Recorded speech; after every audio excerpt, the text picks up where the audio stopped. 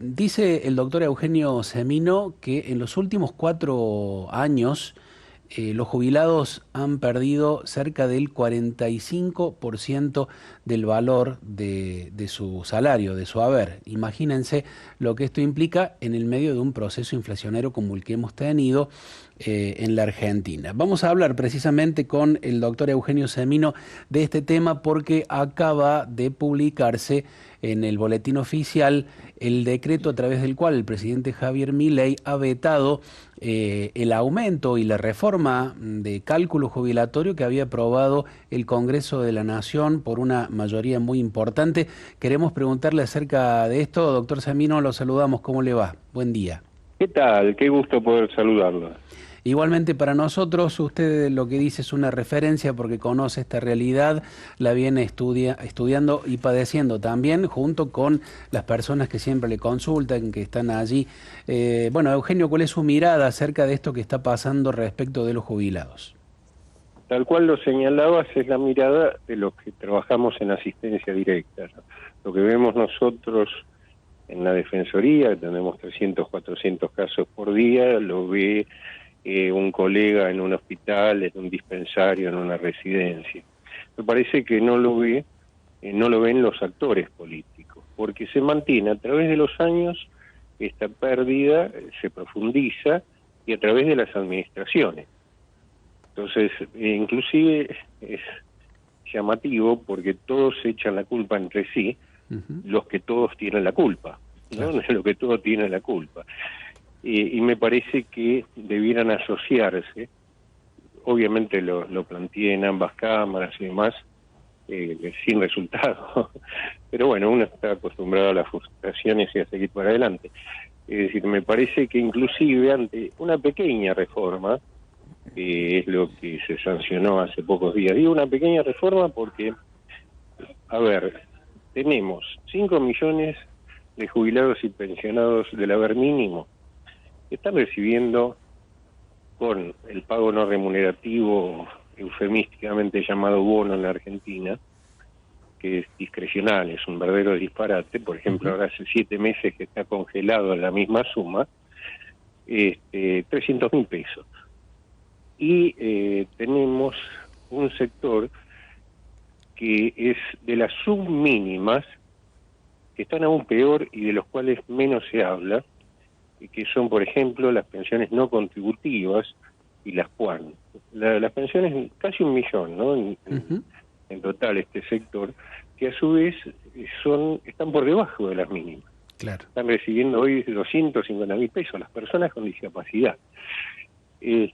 Por lo cual, hace más de 2 años nosotros venimos planteando, y lo hacemos desde la Sociedad de Geriatría y Gerontología, una crisis humanitaria del sector, porque no solo es un problema económico, sino que en paralelo tenemos una brutal crisis, inclusive profundizada post-pandemia, del sistema de salud. No hay atención de salud en tiempo y forma.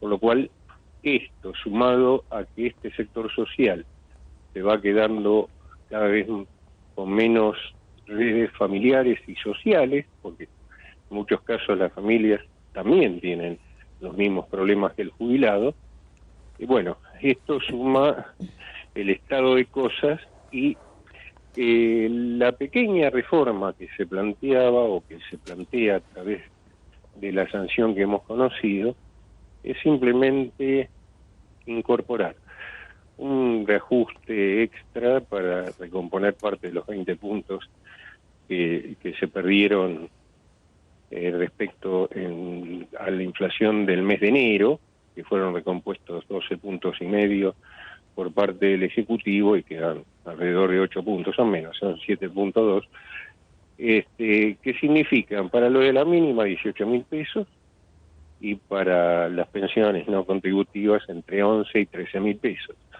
Como verán y veremos, no mueve el amperímetro de la miseria. Pero bueno, era una ayuda. Creo que de todos modos no es esto lo que preocupa al Ejecutivo y de ahí el veto, sino que, ¿por qué? Digo que no preocupa, porque no le implica costo fiscal, porque precisamente en estos 7 meses que se discutió la ley, se siguieron licuando los saberes, por lo cual ya está, ese costo fiscal ya está absorbido. Recordemos que la gran preocupación del Ejecutivo es mostrar el superávit fiscal, y ese superávit que se muestra todos los meses se está pagando con la calidad de vida y con la vida misma del sector que estamos mencionando, porque la Seguridad Social pone 30 puntos para ese superávit, un tercio de lo que se logra entre todos, vale decir que no es la casta ni mucho menos quien paga el ajuste, sino que lo están pagando los trabajadores jubilados, las personas con discapacidad. Y en razón de eso le preocupa, primero, que se incorpore este bono, este pago discrecional, como parte del haber. Esto le hace perder discrecionalidad, es decir, no se fija o se congela o se saca conforme la administración de turno, el ministro de Economía de turno, sino que al ser parte integrante queda inclusive para el cálculo de movilidad como parte de ese haber. Y después otros temas que también le preocupan es que, si bien ratifica el reajuste por IPC, precio consumidor, en realidad lo que señala la ley sancionada es que si a fin de año RIPTE, es decir, lo que es la variación del salario del trabajador activo, es más alto que IPC, hay que cubrir el 50% de la diferencia entre ambos en el marzo siguiente. Claro. Esto es importante porque si llegamos a la hipótesis que supone el gobierno de inflación cero, por ejemplo, que podría ser una buena noticia para muchos argentinos, sería la lápida para los propios jubilados, porque no hay más recomposición. Claro. Es decir, la foto de hoy se mantiene para siempre. Por eso me parece que esa medida le preocupa muchísimo. Y después otras como obviedades, que se ratifica el pago de sentencias. Hay 23.000 sentencias firmes. Sentencia firme quiere decir que no hay otra instancia, que ya está notificada, están con liquidación y que ANSES las tiene que pagar. Bueno, hace 2 años que no se pagan, ni la anterior administración y tampoco esto. Ratifica que tienen que ser pagas. Es una obviedad, pero bien viene que se ratifique. Y el otro gran tema, que es un tema altamente conflictivo, es que se les pague la deuda a los 13 institutos provinciales, la deuda que tiene históricamente ANSES.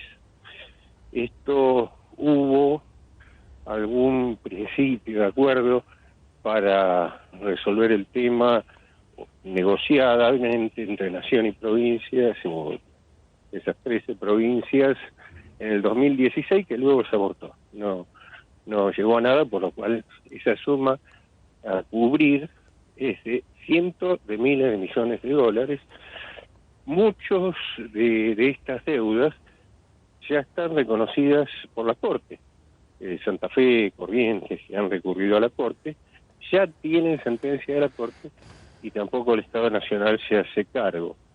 Yo creo que esto, va a tener que ser parte por su volumen de la negociación del pacto fiscal, ¿no?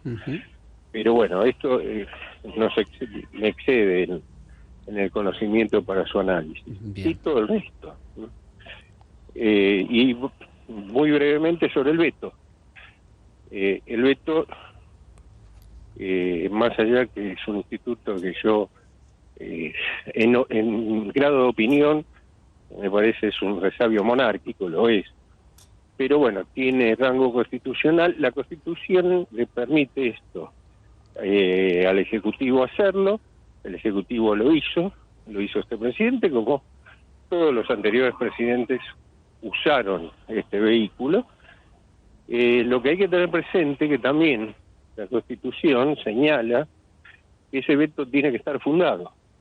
Hoy se han publicado los fundamentos y que esos fundamentos tienen que tener razonabilidad. Vamos a ver, eso lo voy a analizar con dos constitucionalistas hoy, porque a priori a uno le parece no razonable que 18.000 pesos para una persona o 13.000 pesos que está padeciendo la situación que describimos sea razonable, pero bueno, hay que ver si se puede atacar judicialmente esa razonabilidad. El otro gran tema que puede hacer caer el veto es el comportamiento de los legisladores que lo aprobaron, que son 2/3 de cada cámara, el día que se vuelva a tratar, voten con la mano y con la baja espalda asentada en la banca, ¿no? Es decir, que no se enfermen, no se engripen, no se vayan a la India y que a su vez levanten la mano. Bien. Ahora, en cualquier caso, seguimos sumergidos en una crisis humanitaria, lo reitero. Mirá, inclusive hay argumentos del episcopado de hace 3 meses aproximadamente, que obviamente no fue leído por los actores políticos, que dice muy breve y contundente: el jubilado todos los días tiene que optar entre comer o comprar el medicamento. Así es. Ese es el estado de cosas, ¿no? Eugenio, buen día. Cecilia los saluda y estaba viendo, la mínima es 215.580 pesos y el bono 70.000 pesos. Uno se pregunta, ¿qué se le está diciendo a la sociedad económicamente activa que se está por jubilar? Y también, ¿cuál es el concepto que existe del jubilado, que debiera ser de júbilo, ¿no? Esta edad, cuando es más bien un penar entre lo que usted decía recién, ¿no? Comprar un medicamento o comer. Digo, ¿hay algo filosóficamente que está como preconcepto en quienes administran los fondos? Sí, sin lugar a dudas hay una mirada gerontofóbica.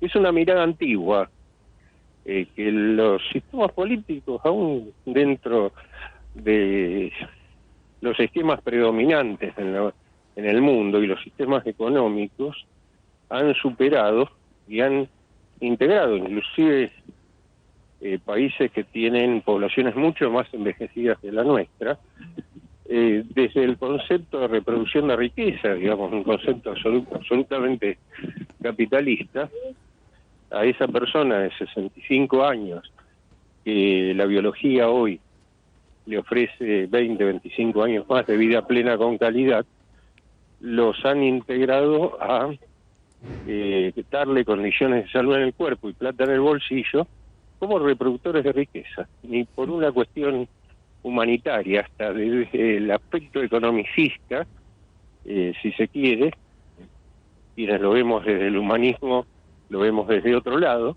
pero aún desde el economicismo puro, esto ha cambiado en el mundo, pero acá me parece que hay un primitivismo de pensamiento, un pensamiento muy elemental, ¿no?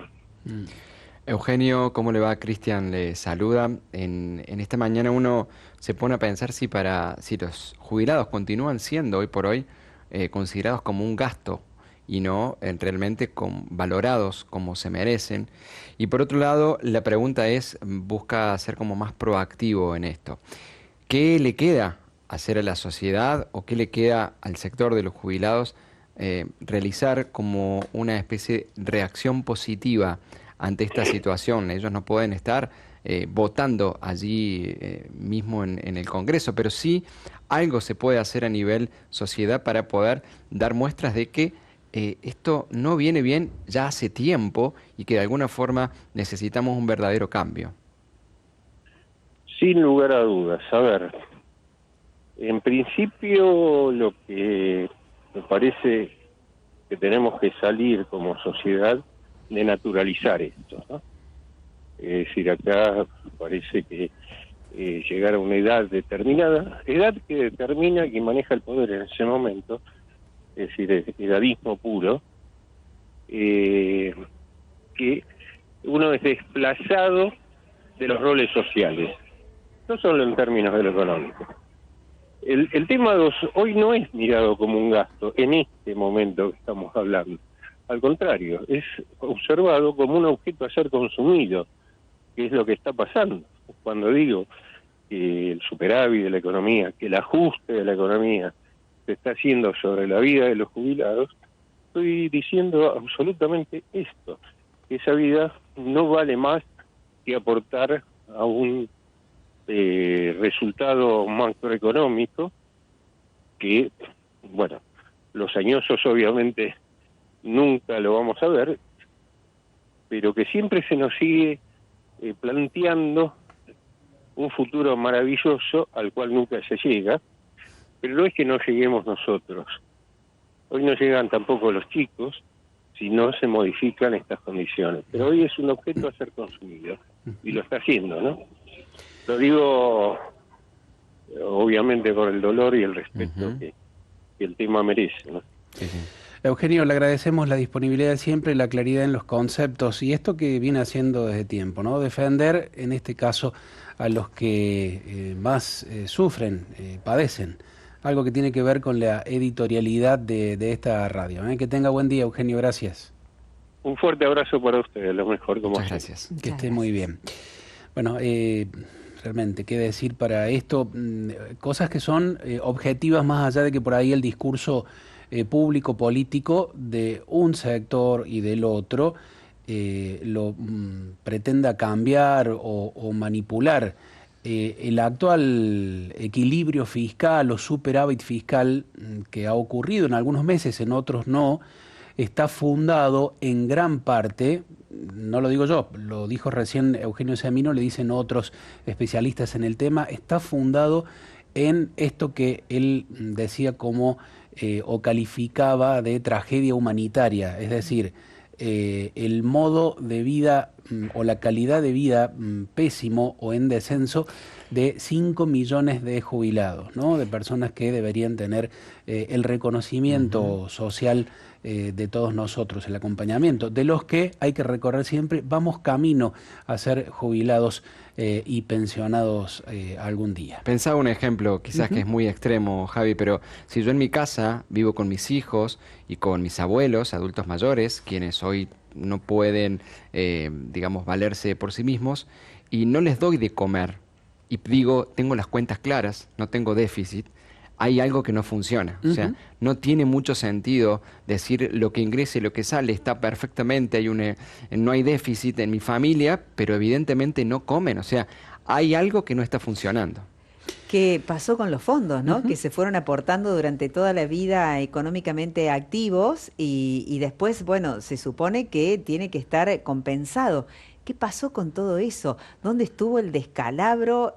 ¿Dónde se origina este ingreso de hoy en día que está tan alejado el poder adquisitivo de los jubilados? Es imposible vivir, imposible llegar a fin de mes, ¿no? Bueno, realmente. Jubilados, digamos, educación que hablábamos otras veces, Javier, lo que es la sanidad también.